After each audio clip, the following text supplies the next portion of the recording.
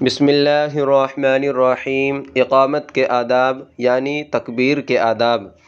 آداب نمبر 1، مسنون طریقے پر اقامت کہنا۔ اقامت کا مسنون طریقہ یہ ہے کہ اولاً ایک سانس میں 4 مرتبہ اللہ اکبر کہا جائے اور ہر اللہ اکبر کی راء پر سکون کیا جائے، اور اگر ملا کر پڑھیں تو راء پر زبر کی حرکت ظاہر کریں، راء پر پیش پڑھنا خلاف سنت ہوگا۔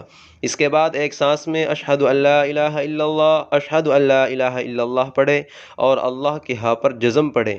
اس کے بعد ایک سانس میں اشہد ان محمد الرسول اللہ، اشہد ان محمد الرسول اللہ پڑھیں اور ہر کلمے پر آخر میں جزم پڑھیں، اعراب ظاہر نہ کریں۔ اسی طرح ایک ایک سانس میں حی علتین، حی علی الصلاۃ، حی علی الصلاۃ، حی علی الفلاح، حی علی الفلاح کہیں۔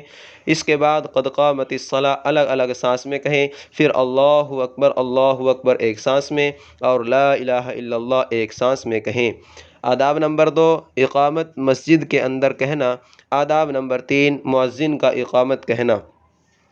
آپ صلی اللہ علیہ وسلم نے ارشاد فرمایا، جو شخص اذان دے وہی اقامت کہے۔ آداب نمبر 4، اقامت اذان کے مقابلے میں جلدی جلدی کہنا۔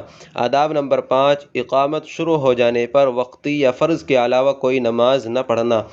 آداب نمبر 6، اقامت کا جواب دینا اور قد قامت الصلاۃ کے جواب میں اقامہ اللہ ادامہ کہنا۔ اللہ تعالی ہم سب کو تمام سنتیں زندہ کرنے کی توفیق عطا فرمائے۔ السلام علیکم ورحمۃ اللہ وبرکاتہ۔